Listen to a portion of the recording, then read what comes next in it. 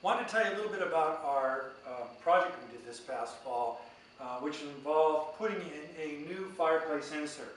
It's a Heat and Glow 8000 CLX model, outputting up to 45,000 BTUs.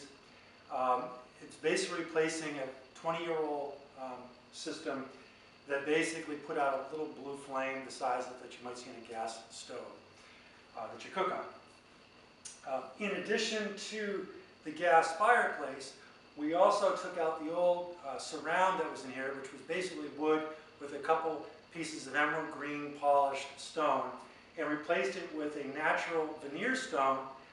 This is Delgado stone. It's a Connecticut blend stripped stone, and it's about 1.5 inches thick and about 3 to 5 inches wide, and approximately up to 16 inches in length in pieces. And then once we installed that, we also finished it off with a new wooden mantle. This is actually pine that's stained a little darker color, and then putting polyurethane on top of it to get us the finished product. So here's a piece of the Delgado stone. This is the Connecticut blend strip stone.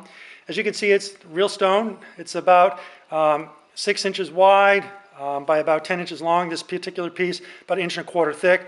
Rough surface, regular natural rough surface, and on the back side smooth.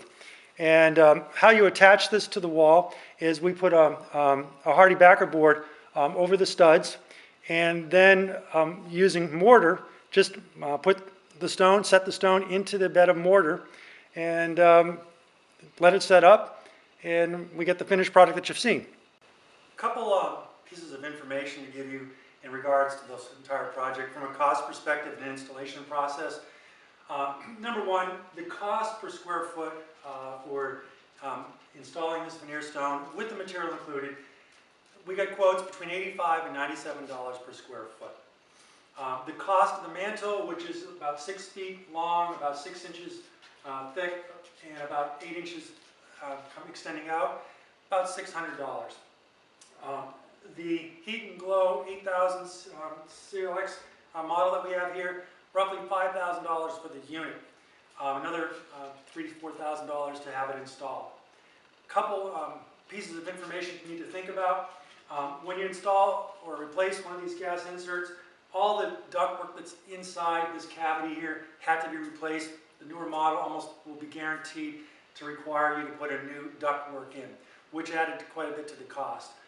We were fortunate. They were telling us originally that they were going to have to cut into the back of this area as well as the front to get the piping in. Because the cavity was so big, they were in the end able to work in this area without having to punch a hole into the back side of this fireplace. So we saved $250 on that. Not a lot, but it was something. So it was a big endeavor. It was quite expensive, but in the end we now have a fireplace that really puts out some heat. It has a heatilator or fan system in it as well. There's a lot of neat features associated with this fireplace compared to what we had. So I have no regrets. Very glad we did it, but it was an expensive endeavor. And I would still recommend it to anybody who has an old system and wants to get a new gas insert that really shows a flame and really pumps out some heat. So those are some of the important things to think about if you decide to do a project like this. If you have other home improvement questions, make sure to subscribe to my YouTube channel and also visit homeeditionplus.com.